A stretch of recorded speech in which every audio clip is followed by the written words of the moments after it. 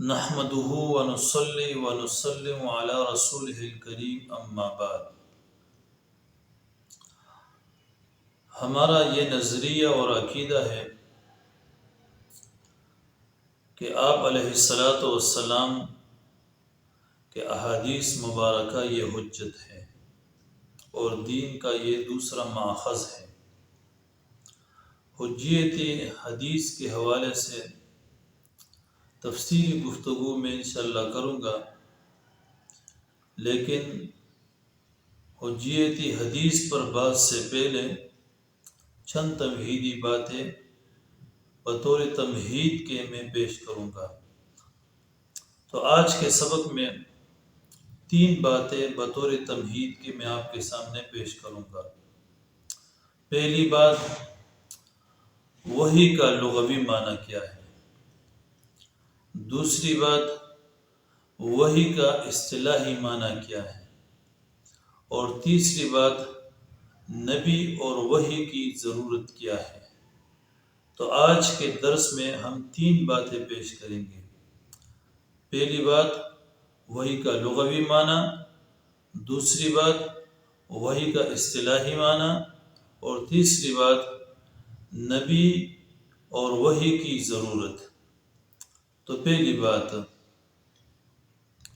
وحی کا لغوی معنی ہے جلدی سے کوئی اشارہ کرنا، خواہ یہ اشارہ غیر صریح لفظ سے کیا جائے اور خواہ یہ اشارہ کوئی بے معنی آواز نکال کر کیا جائے، یا یہ اشارہ ہاتھ، سر اور آنکھ وغیرہ کو حرکت دے کر کیا جائے، تو اس کو کہتے ہیں وحی۔ یہ لغوی معنی کے اعتبار سے جلدی سے کوئی اشارہ کرنا۔ جس طرح کہ شیخ مناع خلیل القطان رحمہ اللہ وہ مباحث فی علوم القرآن کے اندر لکھتے ہیں، الاشارۃ السریعۃ، وحی کا معنی ہے جلدی سے کوئی اشارہ کرنا۔ وذالک یکون بالکلام علی سبیل الرمز والتعریض، وقد یکون بصوت مجرد وباشارۃ ببعض الجوارح۔ جلدی سے کوئی اشارہ کرنا، اس کو وحی کہتے ہیں۔ پھر عام ہے کہ یہ اشارہ رمز و کنایہ استعمال کر کے کیا جائے، اور یا کوئی بے معنی آواز نکال کر دیا جائے، اور یا جسم کے کسی حصے کو حرکت دے کر کیا جائے۔ تو یہ اس کا لغوی معنی ہے وحی کا، الاشارۃ السریعۃ، جلدی سے کوئی اشارہ کرنا، یہ وحی کا لغوی معنی ہے۔ یہ تو پہلی بات ہو گئی۔ دوسری بات، وحی کا اصطلاحی معنی۔ اصطلاح کے اندر وحی کسے کہتے ہیں؟ تو وحی اللہ تعالیٰ کا وہ کلام ہے جو اللہ تعالیٰ کے کسی نبی پر نازل ہو، اس کو وحی کہتے ہیں۔ جس طرح کہ شیخ مناع خلیل القطان رحمہ اللہ مباحث فی علوم القرآن کے اندر وہ فرماتے ہیں، وحی کی تعریف کرتے ہوئے کہتے ہیں، کلام اللہ تعالی المنزل علی نبی من انبیائہ، وحی اللہ تعالیٰ کا وہ کلام ہے جو اس کے نبیوں میں سے کسی نبی پر نازل ہو۔ تو یہ وحی کا اصطلاحی معنی ہے، کلام اللہ تعالی المنزل علی نبی من انبیائہ، کہ اللہ تعالیٰ کا وہ کلام جو اللہ تعالیٰ کے انبیاء میں سے کسی نبی پر نازل ہو، اس کو وحی کہتے ہیں۔ تیسری بات، نبی اور وحی کی ضرورت۔ نبی اور وحی کی ضرورت کیا ہے؟ دیکھیں، دنیا میں ہر شخص سعادت اور کامیابی کو چاہتا ہے، اور ہر شخص دنیا میں شقاوت اور بدبختی سے بچنا چاہتا ہے۔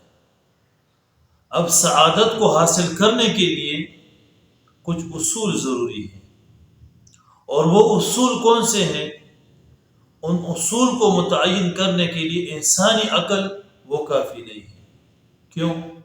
نمبر 1، عقل کے فیصلوں میں وہم کا دخل ہوتا ہے، یعنی عقل کا فیصلہ ظنی ہوتا ہے، جس کی وجہ سے عقل کے فیصلے میں غلطی ہو جاتی ہے تو عقل کافی نہیں ہے. ایک تو اس وجہ سے کہ عقل کے فیصلوں میں وہم کا دخل ہوتا ہے، عقل کا فیصلہ ظنی ہوتا ہے، اور اس کی وجہ سے عقل کے فیصلے کے اندر غلطی ہو جاتی ہے، تو لہٰذا عقل کافی نہیں. دوسری وجہ انسانی عقلوں میں تفاوت ہوتا ہے. کیسے؟ ایک ہی چیز کو ایک انسان ٹھیک سمجھتا ہے تو دوسرا انسان اس کو غلط سمجھتا ہے. تو سعادت کے لیے کس عقل کو بنیاد بنایا جائے؟ تو اس عقلوں کے اندر انسانی عقلوں میں تفاوت ہے، تو لہذا انسانی عقل کافی نہیں. تیسری وجہ، کبھی عقل جذباتی ہو کر فیصلہ کر دیتی ہے جس کی وجہ سے فیصلہ غلط ہو جاتا ہے. تو ان تین وجوہ سے پتہ چلا کہ عقل انسانی جو ہے یہ سعادت کے اصول کے لیے کافی نہیں ہے.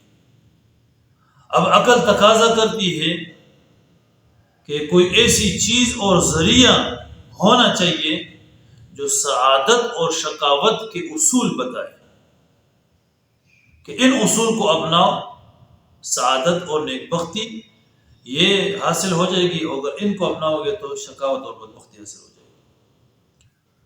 تو عقل تقاضا کرتی ہے کہ کوئی ایسی چیز اور ایسا ذریعہ ہو جو سعادت اور شقاوت کے اصول بتائے اور جس میں یہ مذکورہ تین خرابیاں نہ ہو.